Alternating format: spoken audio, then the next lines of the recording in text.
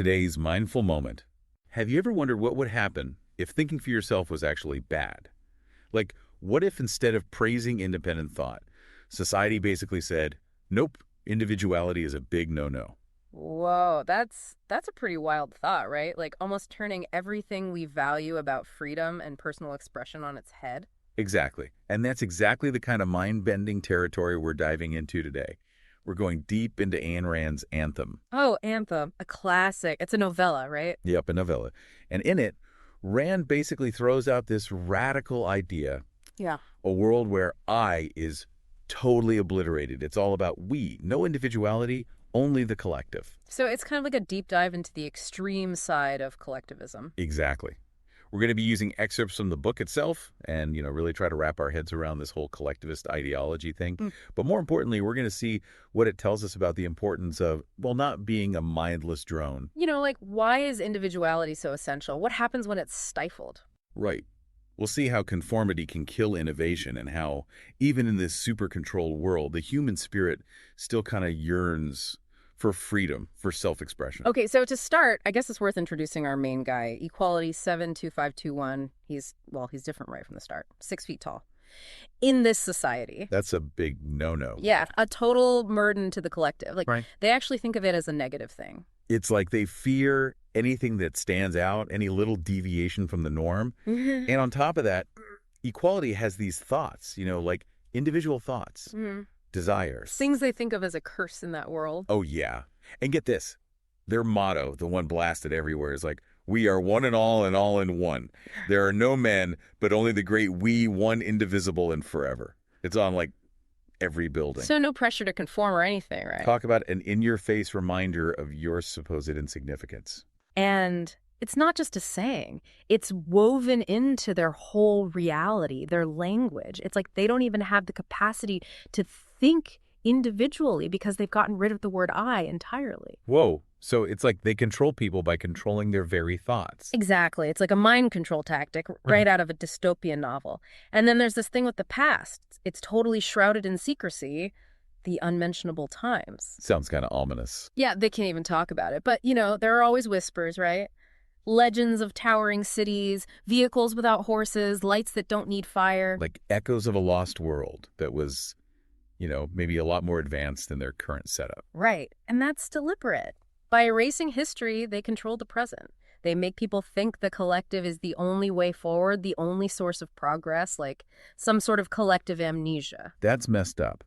But the thing about quality, the thing that makes him so interesting, is he knows these thoughts are bad, but he can't help but think them. Yeah, it's like his mind is just wired for independence. He can't shake it, even with all this societal pressure. Exactly. Like even in the home of the infants, where everyone is supposed to be the same, he gets in trouble for fighting with his brothers. It's like this instinct to assert himself, even if it's in a negative way. Like even as a kid, he couldn't completely squash his individuality. Then it's off to the home of the students, where they're all force-fed the same education for 10 years. But here's the thing. Equality is too smart. It comes too easy to him. And in this messed up world, that's considered a huge sin. He's supposed to be dumb like everyone else. Yeah. He even tries to dumb himself down to learn at the same pace as this guy, Union 53992. But it's like this inner drive to excel, to be curious. They call it the transgression of preference. And it hits peak levels when he gets obsessed with science, with wanting to understand the science of things, as they call it. The irony is what they teach in their schools is so limited, so basic. A flat earth, sun revolving around it. They literally think bleeding someone will cure them.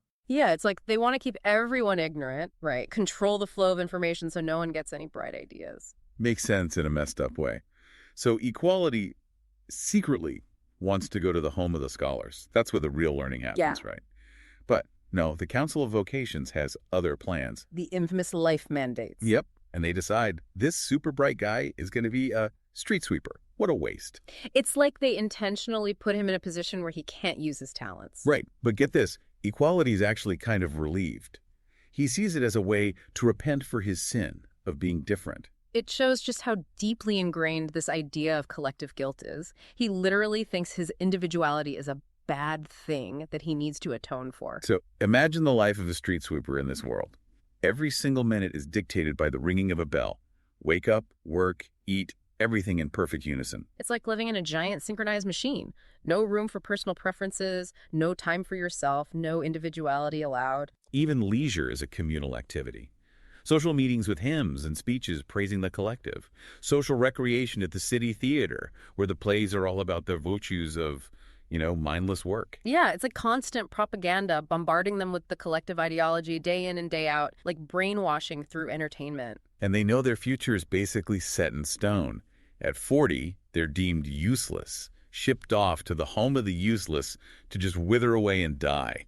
No chance for personal growth, no purpose beyond serving the collective. It's like their individual lives are meaningless outside their assigned role. Talk about a bleak existence. But then something happens that shakes things up a bit. While they're out sweeping, Equality and International 48818 find this abandoned tunnel behind the city theater. Oh, and Union 53992 is there too, acting all strange. That's a pretty significant discovery, right? It's like a crack in their perfectly constructed reality, a glimpse into a past that they're not supposed to know about. International freaks out. He's so terrified of breaking the rules, even though no one is even watching. But Equality, he feels this pull like he needs to explore. Classic International, always the rule follower, even when it doesn't make sense. Total opposite of Equality. So down he goes into this tunnel. And what he finds is like, whoa, it's nothing like anything he's ever seen. The walls are smooth, not made of rough stone. They're these metal tracks, but they're not like they're rough iron. They're smooth and cold. Almost like they were made with technology they don't even understand anymore, like a sign of a more advanced civilization that's been forgotten. Right. He feels this connection to it, like it's a piece of his own past, even though he's not supposed to know anything about it. They agree to keep it a secret, but Equality can't stay away. He starts sneaking back every night. Fueled by this insatiable curiosity, he basically turns into a thief. He steals candles, tools, even books and equipment from the home of the scholars, anything to help him learn about this forbidden place. It's crazy.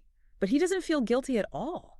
He feels this peace, like genuine peace for the first time in his life. That's so powerful. It shows how essential it is for humans to learn and explore. It's like this basic need that even their oppressive society can't completely crush. But there's something else happening, too. Equality meets Liberty 53000, this woman who he secretly calls the Golden One. Whoa, hold on. Isn't even noticing someone a transgression in their world? Oh, yeah, big time. But he can't help it. He's drawn to her independence, her spirit. Rand describes her as straight and thin as a blade with these dark, glowing eyes and golden hair. Sounds like quite a woman. Strong, defiant. Totally. It's like she's just as unique as he is, and maybe just as rebellious. They exchange these looks, these stolen glances. It's all very forbidden, very exciting. And he gives her this name, the Golden One, in his mind. A name just for her, not the generic number everyone else gets. It's like a symbol of their connection, something that exists outside the control of the collective. Then one day, they actually speak to each other. He says, "You are beautiful, Liberty 5-3000." And she asks him his name. Simple words, but in their context, it's like this huge act of rebellion. They're acknowledging each other as individuals, not just cogs in the machine. They see each other, really see each other, and that's dangerous in their world. Yeah, and they both know it. Liberty 5-3000 even says his eyes are different from everyone else's. They both understand they need to avoid the palace of mating, this horrible place where people are forced to, reproduce without any choice or love. It's like they're rejecting everything the society stands for, especially when it comes to personal freedom and connection. Equality even gets this intense feeling of hatred towards all his brothers, like the whole collective that's trying to force him to conform. And the Golden One just gives him this sad smile, like she understands. They're both outsiders, alienated from everyone else. It's like a shared sense of rebellion. And even when he's happy, it's considered wrong. He gets scolded for singing because he doesn't have a reason that's acceptable to the collective. But he is happy, genuinely happy. And it makes him notice how everyone else seems so scared, so dull, like they're all just going through the motions. That's the saddest part. This enforced happiness just masks a ton of suffering. They're all so afraid to express themselves, to feel anything real. Equality only finds peace in his secret tunnel, but he also starts feeling this yearning for the uncharted forest, this legendary place outside the city that's linked to the forbidden past. It's like a symbol of freedom, of the unknown, a place where the rules don't apply. And then he remembers this guy, the transgressor of the unspeakable word, who was burned alive for saying a single word. But what gets in? Equality is the look on the guy's face, like pure serenity. Like he knew something profound, something worth dying for. That's chilling, and it makes you wonder, what was this forbidden word? What truth was so dangerous that it had to be silenced? Back in his tunnel, equality is making some serious progress. He makes this amazing scientific discovery, a new power of nature that he figures out all by himself. Whoa, a scientific breakthrough in that stifling environment. I know, right? It just shows that when someone is free to think for themselves, they can achieve amazing things. But of course, the Council of Scholars wouldn't see it that way. They think knowledge can only come from the collective. It's like they're afraid of individual brilliance. Totally. So it starts with him noticing a frog leg twitching during an experiment. Then he messes around with copper and zinc and brine, and boom, he creates an electric current. No way. He realizes this power is like nothing they know. It makes a compass needle move, and he starts thinking about lightning. He even uses stuff from the tunnel to build devices, realizing that the people of the unmentionable times knew about electricity. He's rediscovering lost knowledge, proving that their society has actually regressed intellectually. Exactly. He even realizes that he knows more than the entire Council of Scholars. That's a huge shift in his thinking. Talk about a blow to their authority. He's basically saying, hey, your collective wisdom isn't all that. Then he has this incredibly intense reunion with the Golden One. He tells her his secret name, the Unconquered. Wow, the Unconquered. That's a powerful name. Right, and she still calls him the Golden One. It's like they're affirming each other's individuality, rejecting the numbers that their society forces on them. It's a beautiful moment of connection in this otherwise bleak and impersonal world. And then he finally does it. He uses all his knowledge and skills to create a working light source. It's light without fire, power by electricity.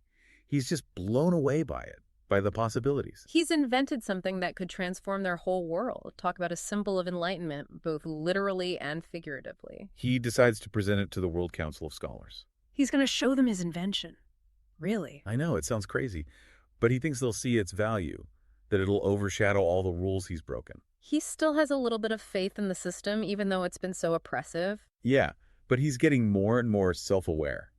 He even starts wondering what he looks like, which is a completely foreign concept in their world. It's like his individual achievement is awakening a sense of self. He's no longer just a part of the collective, he's becoming an individual. But of course, things don't go as planned. He's so focused on his work that he forgets about time and misses a mandatory meeting in the city theater. They find him and drag him before the council of the home. Oh, that can't be good. It's brutal. They interrogate him, but he refuses to reveal his secret. He's willing to protect his invention, even if it means punishment. They throw him in the Palace of Corrective Detention. He's whipped and tortured, but he stays strong, focused on protecting his light. Finally, he manages to escape, right before he's supposed to present his invention to the council. What? He still wants to show them the light after all that? He's determined to share his discovery with the world, even though they've treated him so horribly. He's got guts, that's for sure. So he shows up at the Council of Scholars, a dirty street sweeper standing before the most powerful intellectuals in their society. They're shocked, furious, but he pleads with them to just look at what he's created, this gift to mankind. It's like a scene out of a movie. The lone inventor facing down the establishment. Totally. And then he unveils the electric light. But instead of amazement, there's fear. They reject it. I knew it. They're too scared to change, too set in their ways. Collective 000009, the leader, condemns him. Then the other scholars chime in, each with their own reasons for rejecting the light. Oh, I bet I can guess. Too individualistic, disrupts the status quo, blah, blah, blah. You got it. They say it challenges their authority, that it'll disrupt their candle industry, mess up their precious plans. They even say it'll eliminate the need for hard work, which they think is a good thing. They're afraid of progress. They literally prefer to keep people toiling in the dark rather than embrace something new and beneficial. It's all about control. Collective 00000 orders the light to be destroyed. But equality isn't giving up. He grabs the light, smashes through a window, and runs. He escapes. Where does he go? Into the uncharted forest, the forbidden zone. At first, he's devastated. He feels lost, alone. But then he realizes something incredible. He didn't create the light for them. He created it for himself, for the sheer joy of discovery and creation. That's a powerful realization. His worth doesn't come from their approval. It comes from his own creativity, his own individuality. And then the thought of the Golden One hits him. He's heartbroken to be separated from her. Their connection is so strong, he can't imagine a life without her. But his first day in the forest is amazing. He wakes up without the sound of the bell for the first time in his life. Yeah. He sees the sunrise, he feels the wind, he experiences nature in a way he never could in the city. He's free. Totally free. He even hunts for his own food. And then, just when he thinks it can't get any better, the golden one appears. She followed him into the forest. Wow, what a moment. It's like their love, their connection, is powerful enough to overcome any obstacle. They're free to be themselves, together in this new world. It's a powerful ending to a really thought-provoking story. It makes you think about the balance between the individual and society. Absolutely. It's like a cautionary tale, showing what can happen when individuality is suppressed. We're not just mindless drones. We have the potential to think for ourselves, to create, to innovate. And Anthem reminds us that those things are precious and worth fighting for. So if you're intrigued by these themes, I think you'd find this AI audiobook analysis channel on YouTube really interesting. It's called Mindful Moments, and they do these deep dives into all sorts of thought-provoking books. Sounds right up our alley. And before we wrap up, here's a final thought for you to chew on. In a world where we're bombarded with information, opinions, and trends, how do we protect our own individual thoughts, our own unique perspectives? That's a great question. It's so easy to get swept up in the noise and lose sight of our own inner voice. So if you want to explore these ideas further, I highly recommend checking out Anthem yourself. We've got a link in the show notes where you can buy it. And if you enjoyed this deep dive, please subscribe to the show, share it with your friends, and as always, keep thinking critically about the world around you. That's the most important thing. Question everything. You got it. Thanks for joining us, and until next time, stay curious. And stay free.